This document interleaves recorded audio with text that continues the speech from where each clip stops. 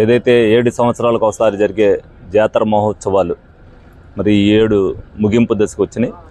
దానిలో భాగంగానే మరి కలెక్టర్ గారి ఆధ్వర్యంలో అన్ని డిపార్ట్మెంట్స్తో కూర్చుని మరి ఏదైతే జాతర ఊరేగింపుకి సంబంధించి కానీ దర్శనానికి సంబంధించి కానీ ఏ ఇబ్బంది జరగకూడదనే ఉద్దేశంతో అన్ని విషయాలు కూడా చర్చించడం జరిగింది.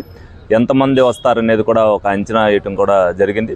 అలాగే మంచినీటికి సంబంధించి కానీ శానిటైజేషన్కి సంబంధించి కానీ ఎలక్ట్రికల్ డిపార్ట్మెంట్కి సంబంధించి కానీ అలాగే మెడికల్ డిపార్ట్మెంట్కి సంబంధించి కానీ ఈ మెయిన్ ఈ 4 కూడా మరి అన్నీ కూడా వీళ్ళకి అవసరం ఏదైతే ఉన్నాయో ఆ అవసరాలు కూడా వాళ్ళని అడగడం జరిగింది. ప్రతి ఒక్కటి కూడా వాళ్ళ రూట్ మ్యాప్లో కానీ ఎక్కడా కూడా కాంట్రవర్సీ రాకుండా ఒకళ్ళు ఎదురు పడుకోకుండా వాళ్ళకి వీళ్ళకి గ్యాప్ ఉండేటట్టుగా అన్ని ప్రికాషన్స్ కూడా తీసుకున్నాం. మరి అలాగే ప్రజలందరూ కూడా సహకరించాలి. ముందుగానే వాళ్ళకి సూచనలు ఇవ్వడం జరిగింది.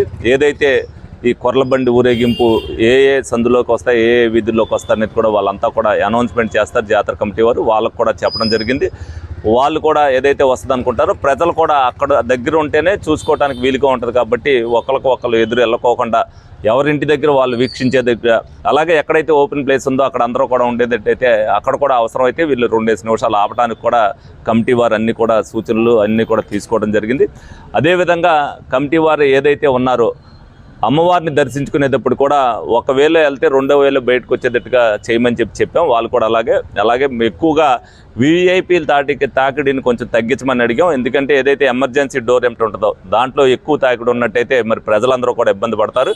ఎందుకంటే 3 నెలల నుంచి కూడా మనం ఏదైతే అమ్మవారిని దర్శించుకుంటున్నామో మరి ఆ రోజున అందరూ కూడా దర్శించుకోవడానికి వస్తారో దాన్ని దృష్టిలో పెట్టుకుని ప్రతి ఒక్కరు కూడా త్వరితగతిన అయ్యేటట్టుగా, అలాగే అమ్మవారికి ఏదైతే దర్శనం చేసుకుంటున్నామో అమ్మవారి యొక్క కరుణ ఉండాలన్న ఉద్దేశంతో ప్రతి ఒక్కరు కూడా బయట ఊర్ల నుంచి వచ్చిన వాళ్ళు ఉంటారు, ఊర్లో వాళ్ళు ఉన్నారు.